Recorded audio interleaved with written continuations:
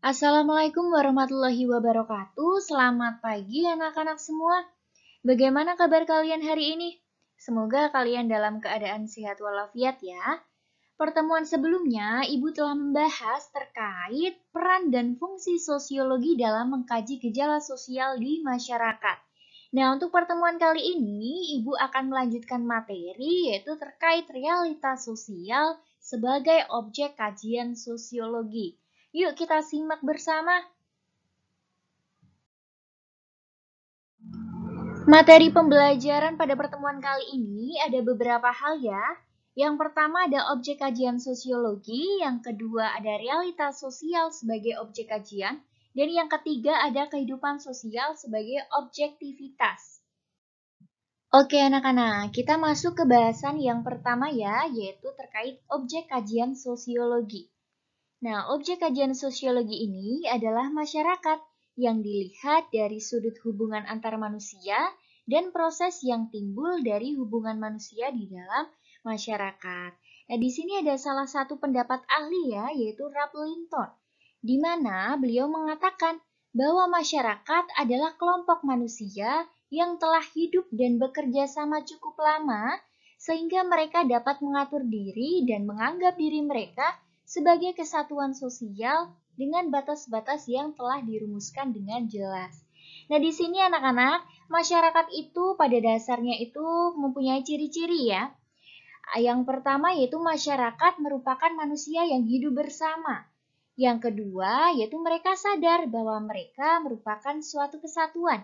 Yang ketiga, bahwa mereka itu bercampur atau tinggal untuk waktu yang cukup lama. Dan yang keempat, yaitu masyarakat merupakan suatu sistem yang hidup bersama dan juga menimbulkan kebudayaan. Selanjutnya yang kedua, yaitu realitas sosial sebagai objek kajian. Nah, kira-kira ada yang tahu nggak nih, apa sih itu realitas sosial ya? Jadi anak-anak, realitas sosial atau social reality ini merupakan suatu kenyataan yang dikonstruksikan secara sosial, yaitu muncul dari pikiran manusia dan berkembang menjadi kenyataan melalui konsensus, interaksi, dan habituasi atau kebiasaan. Nah, definisi tersebut itu diturunkan tuh dari ide dua pakar sosiologi, yaitu Bapak Peter L. Berger dan juga Thomas Luckmann dalam bukunya The Social Construction of Reality. Nah, konotasi umum dari istilah realitas dalam kehidupan sehari-hari ini adalah kenyataan atau yang nyata anak-anak. Jadi, dapat diartikan dalam sosiologi, realitas sosial ini merupakan sesuatu yang dianggap nyata dalam kehidupan sosial dan merupakan hasil dari konstruksi sosial. Selanjutnya, di sini juga ada beberapa pendapat menurut para ahli ya terkait realitas sosial. Yang pertama ada pendapat dari Bapak Emil Durkheim, di mana menurut beliau realitas sosial ini adalah cara-cara bertindak, berpikir, dan berperasaan yang bersumber pada satu kekuatan di luar individu, yang bersifat memaksa dan mengendalikan individu, serta berada di luar kehendak pribadi individu. Sedangkan yang kedua ini dari Bapak Peter L. Berger dan Thomas Luckmann ya, di mana beliau mengartikan realitas sosial ini merupakan suatu kualitas yang berhubungan dengan fenomena yang kita anggap berada di luar kemauan kita. Selanjutnya, di sini ada menurut Suryono Sukamto yang mengatakan bahwa masyarakat itu tersusun atas 7 realitas sosial anak-anak. Yang pertama yaitu ada interaksi sosial. Nah, yang dimaksud dengan interaksi sosial ini merupakan suatu hubungan sosial yang dinamis yang menyangkut hubungan antar individu dengan individu, individu dengan kelompok, ataupun kelompok dengan kelompok di masyarakat. Nah, contohnya gini, interaksi antara individu dengan individu bisa berupa seorang kakak nih yang sedang mengajari adiknya belajar. Interaksi antara individu dengan kelompok bisa berupa seorang guru yang sedang mengajar kepada murid-muridnya. Dan interaksi antara kelompok dengan kelompok nih, misalnya ketika ada kerjasama antara kelompok OSIS dengan PMR dalam menjalankan suatu program di sekolah. Yang kedua ada kebudayaan. Nah, yang dimaksud kebudayaan ini merupakan semua hasil dari karya, rasa, dan cipta masyarakat. Manusia menciptakan kebudayaannya untuk melindungi diri dan memenuhi kebutuhan hidupnya. Misalnya gini, dalam usaha melindungi diri dari cuaca, manusia menciptakan pakaian dan rumah.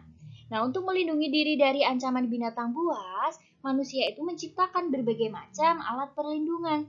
Nah, kebudayaan yang diciptakan manusia ini juga termasuk fakta sosial yang dikaji dalam sosiologi.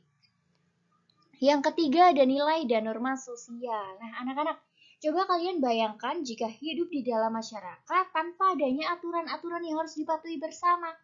Apa nih yang akan terjadi apabila anak-anak di rumah merasa tidak perlu menghormati orang tuanya? Dan orang tua juga merasa tidak perlu bertanggung jawab atas kehidupan anak-anaknya. Ataupun apa yang akan terjadi apabila nih para siswa di kelas merasa tidak wajib menghormati guru dan teman-temannya.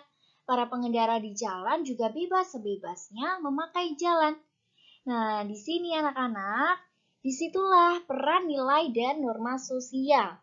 Nah, nilai sosial ini adalah sesuatu yang bersifat abstrak berupa prinsip-prinsip, patokan-patokan, anggapan, maupun keyakinan-keyakinan yang berlaku di masyarakat. Nah, prinsip-prinsip dalam nilai sosial itu bisa menyangkut penilaian apakah sesuatu baik, benar, dan berharga yang seharusnya dimiliki dan dicapai oleh warga masyarakat. Sedangkan norma sosial ini adalah bentuk konkret dari nilai-nilai sosial bisa berupa peraturan-peraturan, kaidah-kaidah, atau hukum. Jadi, dengan adanya nilai dan norma sosial dapat menciptakan kehidupan yang harmonis di dalam kehidupan masyarakat. Contohnya nih, setiap masyarakat harus menaati peraturan lalu lintas agar tidak menghambat jalannya kendaraan.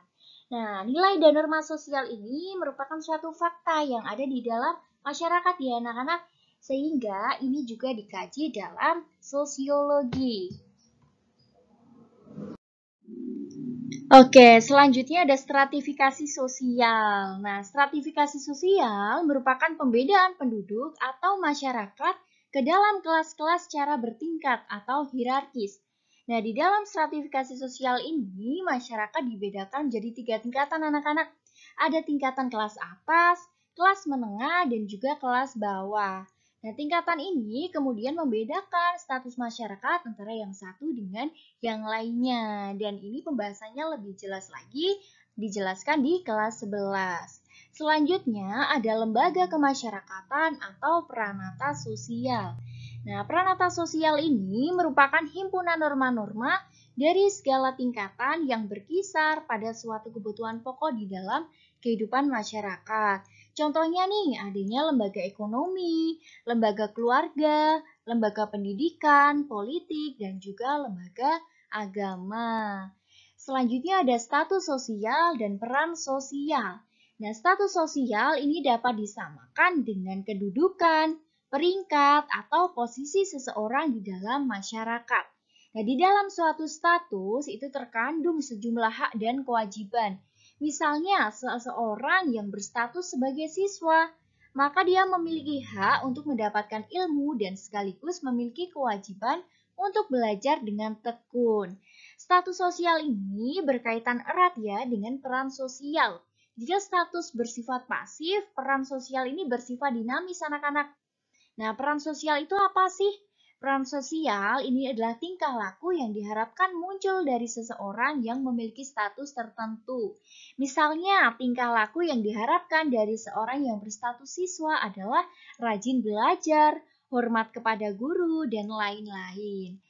Selanjutnya ada perubahan sosial. Nah, perubahan sosial ini merupakan segala perubahan pada lembaga-lembaga kemasyarakatan di dalam suatu masyarakat yang mempengaruhi sistem sosialnya, termasuk di dalamnya nilai-nilai, sikap-sikap, dan pola perilaku di antara kelompok-kelompok dalam masyarakat. Nah, ini pengertian perubahan sosial menurut Bapak Suryono Sukamto ya. Nah, contohnya adanya perubahan dalam hal nilai. Di sini adalah dalam hal nilai moral dan nilai etika misalnya. Kalau dulu biasanya siswa sebelum berangkat ke sekolah pasti dia akan pamitan kepada orang tuanya. Pasti dia akan mencium tangan orang tuanya. Tetapi sekarang yang kita lihat ini, kebanyakan siswa sudah tidak pamitan lagi kepada orang tuanya ketika hendak pergi ke sekolah. Sedangkan dalam hal norma misalnya, contoh perubahan yang terjadi dalam hal norma kesopanan. Misalnya dalam hal berpakaian ya. Kalau dulu masyarakat itu berpakaian dengan cara yang sopan, dengan cara yang tertutup.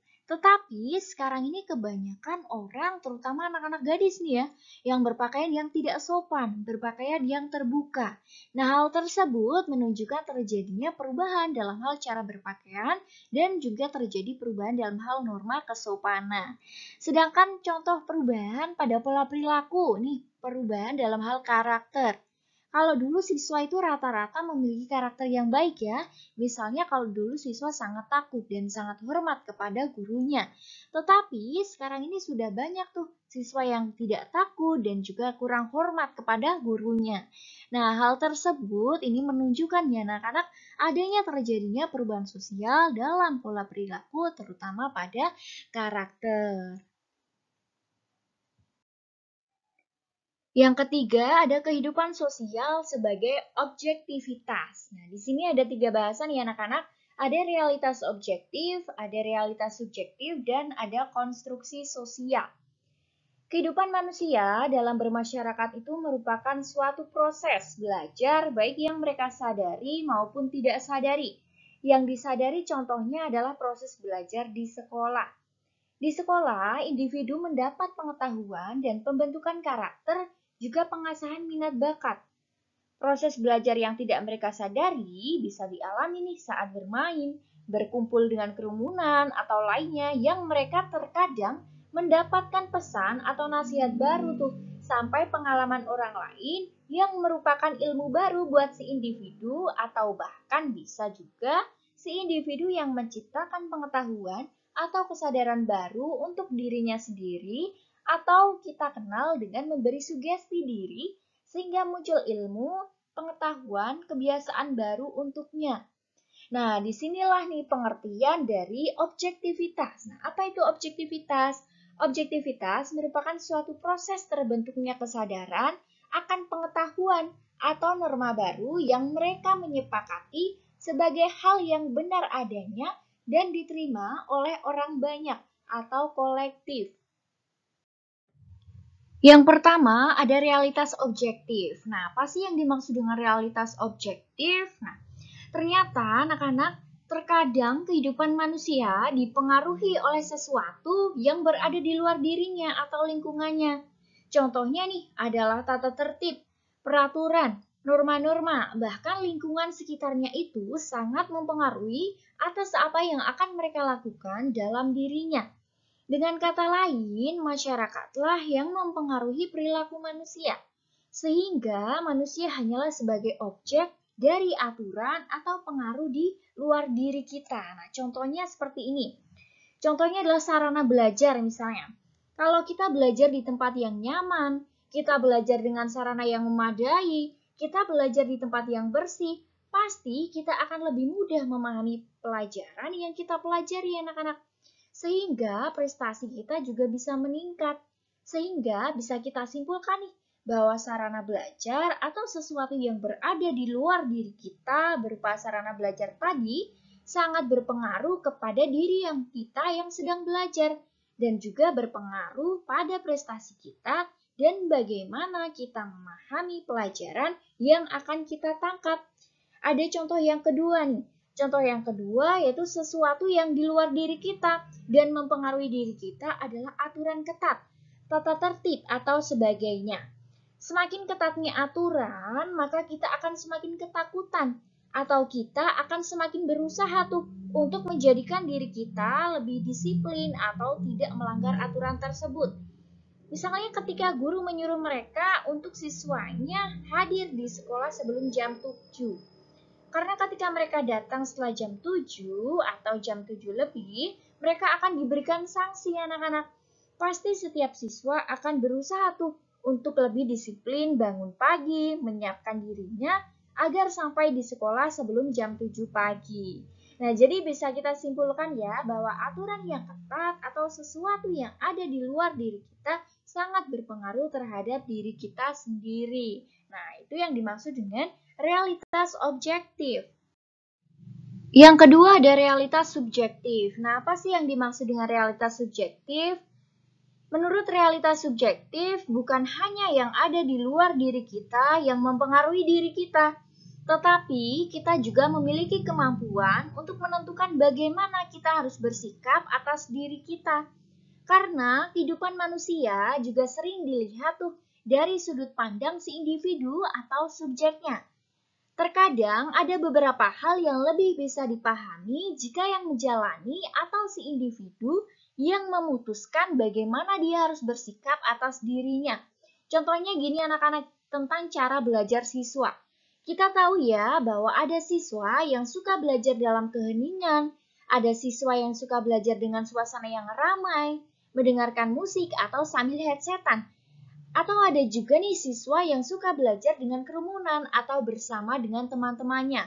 Karena kalau mereka belajar sendiri, mereka akan kesulitan untuk paham. Tetapi kalau mereka belajar bersama, maka mereka akan lebih mudah paham dalam segala hal yang mereka pelajari. Nah, jadi realitas subjektif ini yang menentukan dalam bersikap adalah diri kita sendiri anak-anak. Contohnya lagi nih, ada cara kita berpakaian. Cara kita berpakaian bisa jadi tidak bisa ditentukan dengan sesuatu yang berada di luar diri kita, anak-anak. Karena bisa jadi cara kita berpakaian akan berpengaruh pada cara kita nyaman saat kita berpergian. Ada orang yang suka berpergian dengan menggunakan gamis, ada yang suka kaosan, atau bahkan ada orang yang suka kemana-mana menggunakan jaket, jumper, atau yang lain sebagainya. Jadi yang menentukan dalam bersikap itu adalah diri kita sendiri. Kalau tadi realitas objektif kan lingkungan luar ya, atau masyarakat yang mempengaruhinya. Nah, itu yang bedakan ya. Yang ketiga ada konstruksi sosial. Nah, apa sih yang dimaksud dengan konstruksi sosial? Sebelumnya Ibu menjelaskan ya bahwa menurut Peter L. Berger, semua yang kita pelajari itu tidak hanya sesuatu yang ada di luar diri kita, atau bahkan kita yang memutuskan untuk bagaimana kita bersikap. Ada juga sesuatu yang berasal dari proses timbal balik. Nah, proses timbal balik ini disebut dengan konstruksi sosial atau bahkan pembangunan suatu ide, gagasan baru kepada diri kita.